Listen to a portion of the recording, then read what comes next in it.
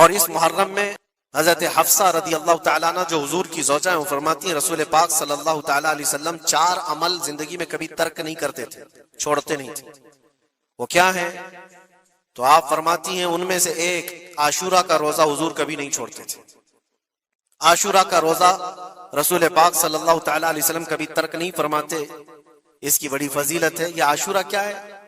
10ویں محرم کے دن کو عاشورہ کہا جاتا ہے، بڑا تاریخی دن ہے، اور بلکہ اللہ کے نبی صلی اللہ علیہ وسلم نے یہ بھی فرمایا قیامت بھی اسی دن کو آنے والی ہے۔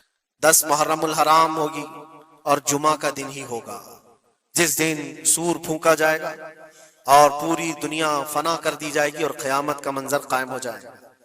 عاشورہ کا دن آتا ہے تو اے مومنو، سب کے سب اللہ کی بارگاہ میں دوڑ آ جاؤ، عبادت کے لیے لگ جاؤ، اور اس دن یہ یاد کرنا چاہیے کہ یہی وہ دن ہوگا جب ہمیں بارگاہ رب العزت میں کھڑا کیا جائے گا۔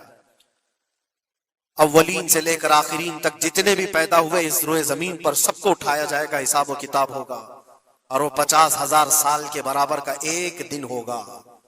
اس دن کو یاد کر کے عاشورہ کا اہتمام کرنا ضروری ہے۔ عاشورہ میں تو ویسی یادگاریں بہت ہیں۔ آدم علیہ السلام کے متعلق ان کی توبہ اسی دن قبول ہوئی۔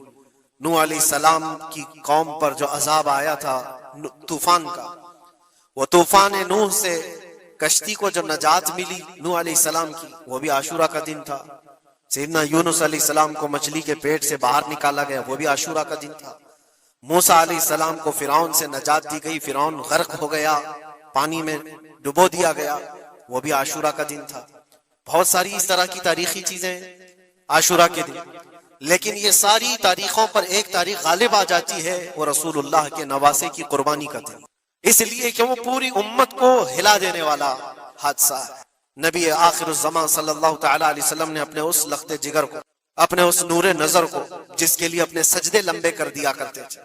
جانتے ہیں آپ حضور پاک صلی اللہ علیہ وسلم کے ایک بیٹے تھے حضرت ابراہیم، اور یہ اسی زمانے کے ہیں جب حضرت امام حسین بھی پیدا ہوئے تھے، اور حضور کی گود میں آپ کے اپنے بیٹے بھی تھے۔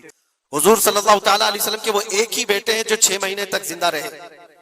حضور صلی اللہ علیہ وسلم اپنی گود میں بٹھا کر انہیں پیار کر رہے تھے، اور امام حسین کو بھی گود میں رکھے ہوئے تھے۔ ایک طرف نواسا ہے اور ایک طرف بیٹا ہے۔ جبرائیل امین نے آ کر کے عرض کیا اللہ کے نبی صلی اللہ علیہ وسلم سے، کہا رب تبارک و تعالیٰ کی منشا یہ ہے کہ ان دونوں میں سے آپ کسی ایک ہی کو رکھ سکتے ہیں۔ اللہ کے نبی صلی اللہ علیہ وسلم نے امام حسین پر اپنے بیٹے کو قربان کر دیا۔